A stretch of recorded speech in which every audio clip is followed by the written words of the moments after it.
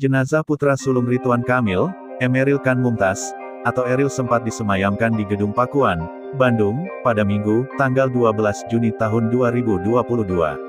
Para pelayat berbondong-bondong memadati rumah dinas Gubernur Jawa Barat ini. Namun, ada satu momen yang mencuri perhatian warganet. Kekasih Emeril, Nabila Ishma tampak hadir di Gedung Pakuan, Bandung. Dikutip dalam siaran langsung Kompas TV, Minggu, tanggal 12 Juni tahun 2022, Nabila tertangkap kamera tengah bersimpuh di depan jenazah pria yang disapa Eril itu. Selebgram asal Bandung itu tampak mengelus peti jenazah sang kekasih di depan para pelayat yang datang. Bahkan, terdapat momen yang lebih mengharukan lagi. Nabila tampak tengah bercerita kepada sang kekasih yang telah tiada. Hal ini terlihat dari gerak-geriknya seperti orang berbincang-bincang. Ia seolah menceritakan banyak hal kepada Eril sebelum mereka berpisah. Sebelumnya, Nabila Ishma datang setelah jenazah Eril disemayamkan di rumah duka. Nabila terlihat didampingi oleh dua orang wanita. Mereka mengenakan pakaian serba hitam dengan menggunakan masker. Saat pertama kali datang dan melihat peti jenazah Eril, tangis Nabila pecah seketika. Ia terlihat menutup mulutnya tanda tak kuasa menahan kesedihannya. Dua wanita yang mendampingi Nabila pun tampak menguatkan di belakangnya. Mereka terus memegang tangan selebgram asal Bandung ini. Setelah mendekat, Nabila langsung bersimpuh di depan peti jenazah Emeril. Kedua tangannya diletakkan di depan dadanya. Ia tak kuasa menahan tangisnya sambil bersimpuh di hadapan jenazah Eril.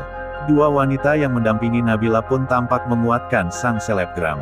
Mereka memeluk dan membuat Nabila supaya lebih tenang.